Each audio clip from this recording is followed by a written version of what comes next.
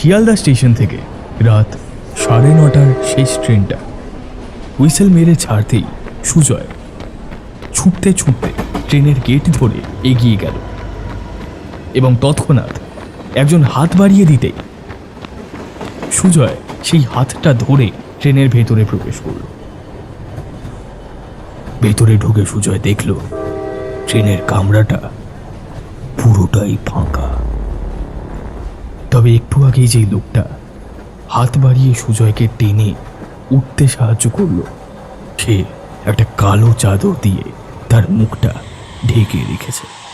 সুজয় গিয়ে বসলো সেই লোকটার সামনের সিটে।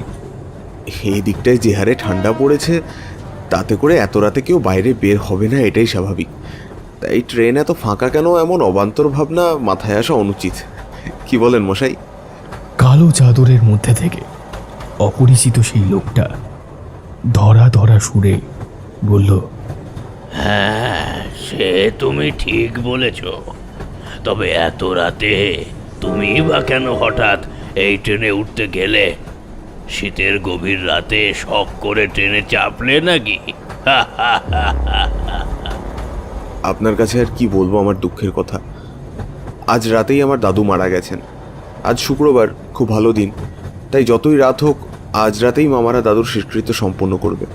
কাল শনিবার পড়ে যাচ্ছে, মৃতদেহ বাড়িতে রেখে দিলে অনেক দোষ পাবে যে।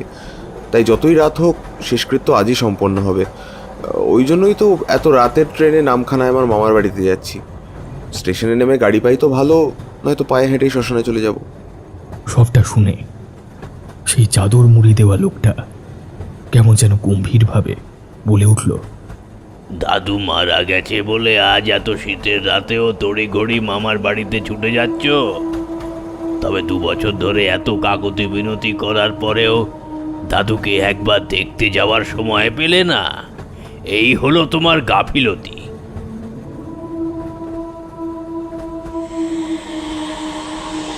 2 বছর ধরে দাদু আমাকে দেখতে চেয়েছে, অথচ আমি নানান কাজের চাপে মামা বাড়িতে যেতে পারিনি।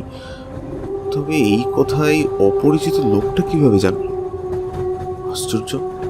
তারপর সুজয় সামনে বসে থাকা লোকটাকে গম্ভীরভাবে জিজ্ঞেস করলো, হ্যাঁ, অনেক দিন ধরেই দাদু আমাকে দেখতে চাইছিল, তবে কোনোভাবেই সময় বের করে মামা বাড়িতে আসতে পারিনি, এই কথা সত্য।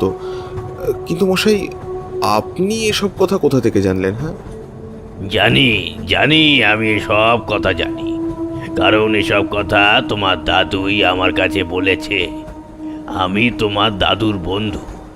আমরা একসাথে কলকাতায় ফলের ব্যবসা করতাম। 2 মাস আগে তোমার দাদুকে দেখতে গেছিলাম, তখন এসব কথা প্রহ্লাদ আমাকে শুনিয়েছিল। চলো, আজ আমিও যাচ্ছি তোমার সঙ্গে। তোমার দাদুর শেষকৃত্যে আমিও উপস্থিত থাকব। কথাগুলো শুনে সুজয় কিছুতেই বিশ্বাস করতে পারল না। তার সামনের সবটা কেমন যেন গুলিয়ে এলো। সুজয় মনে মনে ভাবল, লোকটা পাগল নাকি? এত রাতে ট্রেনে উঠে বলছে উনি নাকি আমার দাদুর বন্ধু, আর এমনভাবে চাদর মুড়ি দিয়ে বসে আছে যে বোঝাই যায় না ভালো মানুষ নাকি ছিনতাইবাজ।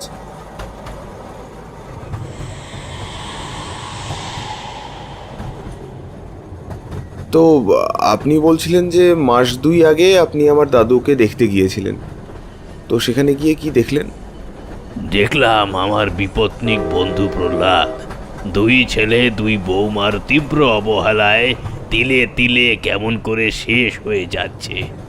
তো আপনি যখন দেখলেন আমার দাদু এতটা কষ্টে আছে, তো তাকে সঙ্গে করে আপনার বাড়িতে নিয়ে আসলেন না কেন? কিংবা আমাদেরকে খবর দিতে পারতেন, আমরা এসে আমার দাদুকে নিয়ে যেতাম। এইসব কথাবার্তার মাঝে ট্রেনটা চলে এসেছে সোনারপুর জাংশনে। ট্রেনের লাইন পরিবর্তনের কারণে ভিতরে জ্বলতে থাকা টিউবলাইটগুলো হঠাৎ নিভে গিয়ে ক্ষণকালের জন্য সমগ্র ট্রেন জুড়ে নেমে আসে এক বিস্তীর্ণ অন্ধকার। বাইরের আকাশে তখন কৃষ্ণপক্ষের কাস্তে চাঁদ উঠেছে। চারিদিক একেবারে নিস্তব্ধ। এমন সময় হঠাৎ সুজয়ের পকেটের সুজয়ের মোবাইলটা বেজে ওঠে। সুজয় ফোনটা রিসিভ করে বলে, হ্যাঁ বড় মামা, বলো। ফোনের উপার থেকে বড় মামার গলার কণ্ঠস্বর ভেসে আসে, এই আরে বাবা, কোথায় আছিস? নামখানা ট্রেনটা পেয়েছিলি তো? হ্যাঁ মামা, ট্রেন পেয়েছি। আমি এখন সোনারপুর আছি। তুমি চিন্তা করো না, আমি ঠিক পৌঁছে যাব। একটু আগে কম্পার্টমেন্টের আলো আবার জ্বলে উঠেছিল এবং সেই আলোয় হঠাৎ করে সুজয়ের চোখ গেল নিজের পায়ের দিকে। সে দেখে পায়ের কাছে ট্রেনের পুরো মেঝেটা লাল টকটকে রক্ততে ভরে যাচ্ছে এবং সেই সব রক্ত সামনে বসে থাকা সেই লোকটার পা থেকে দরদর করে বেরিয়ে আসছে। এ কি, এখানে তো রক্ত কিভাবে এলো? এই যে, ও মশাই, আপনার পা দুটো একবার দেখুন, বোধহয় কেটে টেটে গেছে, নাহলে এত রক্ত আসবে কোত্থেকে? কিন্তু সুজয়ের কথায় লোকটা বিশেষ পাত্তাই দিল না। বোধহয় বকবক করতে করতে চাদর মুড়ি দিয়ে ঘুমিয়ে পড়েছে। এইসব ভাবতে ভাবতে সুজয় হেড হয়ে লোকটার পায়ের চাদর সরাতেই দেখল লোকটার পা দুটো সম্পূর্ণ উল্টো, অর্থাৎ দুটো পায়ের গোড়ালিটা সামনের দিকে এবং আঙুলগুলো পিছনের দিকে। এমন দৃশ্য দেখে সুজয়ের চোখ চড়ক গাছে উঠে গেল। হঠাৎ করেই তার মনে পড়ল সেই ছোটবেলার কথা। ছোটবেলায় এইরকম কত গল্প সে শুনেছে যেখানে ভূতের পা নাকি উল্টো হয়। এইসব ঘটনার পরিপ্রেক্ষিতে তার মাথাটা ভারী হয়ে আসছে। তার চোখের সামনে যেন নেমে আসছে অন্ধকার। এমন পরিস্থিতিতে সুজয় এখন কি করবে তা বুঝে উঠতে পারে না। প্রচন্ড ভয় সে আঁতকে ভাবতে থাকে, গভীর রাতে ট্রেনের মধ্যে কোন ফ্যাসাদে পড়লাম? হে ভগবান, আমার যে এবার বুকের ভিতরটা ডিপটিপ করছে। এমন সময় সেই কালো চাদরের মধ্যে থেকে লোকটা বলে উঠল, ভয় পেও না, আমি আছি তো, তোমার কিচ্ছু হবে না, তুমি নিশ্চিন্তে ঘুমিয়ে পড়ো। কিন্তু সুজয় কি করে তাকে বলবে যে সেই তার ভয়ের কারণ? সুজয় নিজের সমস্ত মনন শক্তি ও একাগ্রতাকে সম্বল করে একটু সরে গিয়ে একটা সিট দখল করে সেখানে পুরোটা জুড়ে শুয়ে পড়ল। রাত বাড়ার সাথে সাথে ট্রেনের জানলার বাইরে থেকে আকাশের কাস্তে চাঁদ গুটি গুটি পায় যেন এগিয়ে যাচ্ছে পশ্চিমে।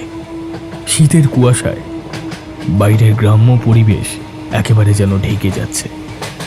খেজুর গাছে ঝোলানো ভাঁড়ে টপ টপ করে রস পড়ছে, আর গ্রাম্য প্রকৃতির এই নৈসর্গিক নিস্তব্ধতা ভেঙে দিয়ে ট্রেনটা ছুটে চলেছে তার গন্তব্যের দিকে। অতঃপর ট্রেন এসে দাঁড়ালো নামখানা স্টেশনে। ট্রেনের ভিতর চাদর মুড়ি দেওয়া লোকটা সুজয়কে এখন ডাকছে, কই গো বাবু, ওঠো, এই যে নামখানা স্টেশন চলে এসেছে গো, কই গো, ওঠো। লোকটার ডাকে ঘুম থেকে উঠল সুজয়, আর লোকটাকে দেখতে পেল না। ওই আপনি কোথায় গেলেন? আপনাকে তো দেখতে পাচ্ছি না। স্টেশনের শেষ প্রান্তে জমাট বাঁধা অন্ধকার। এই তো আমি এখানে, এই দিক দিয়ে এসো। তোমার মামারা এতক্ষণে শ্মশানে চলে এসেছে, তাই বাড়িতে না গিয়ে শ্মশানে যাওয়াটাই ভালো হবে। এদিকে আমার সঙ্গে সঙ্গে এসো। লোকটার কথায় কেমন যেন খটকা লাগলো সুজয়। সে মনে মনে বলল, না, মামারা যে এখন বাড়িতে নেই, তারা দাদুর মৃতদেহ নিয়ে শ্মশানের উদ্দেশ্যে বেরিয়ে পড়েছে, এ কথা উনি নিশ্চিত করে কিভাবে বলতে পারেন? তৎক্ষণাৎ অন্ধকার থেকে লোকটা বলে উঠল, কি এত ভাবছো? আমি তোমাদের মতো ওসব ফোন টোন ব্যবহার না করেও কিভাবে বললাম যে মৃতদেহ নিয়ে ওরা শ্মশানের উদ্দেশ্যে বেরিয়ে পড়েছে? আসলে এসব তো আমার জানা কথা। সুজয় এসব কথায় বিস্মিত না হয়ে লোকটার দিকে তাকিয়ে তাকে অনুসরণ করেই হাঁটতে শুরু করলো।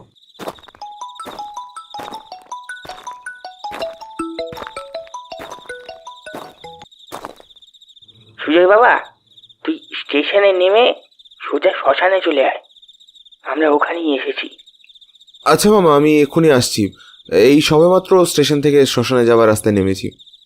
এই বলে সুজয় ফোনটা কাটতেই অন্ধকার থেকে সেই বয়স্ক লোকটা হাসতে হাসতে বলল, কি মিলল তো আমার কথা? এসো এসো, তাড়াতাড়ি পা চালিয়ে হেঁটে এসো। সুজয় আর কথা বাড়ালো না। সে মন্ত্রমুগ্ধের মতো লোকটাকে অনুসরণ করতে লাগলো। আর এমন মুহূর্তে সুজয়ের মনে কয়েকটা কথা বারবার পাক খেতে লাগলো।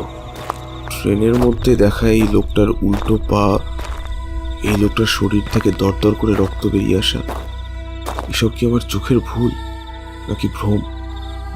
তবে লোকটার এই অন্ধকারে গা মিশিয়ে মিশিয়ে চলা, এটাও কি ভ্রম নাকি লোকটা আদৌ মানুষ নয়?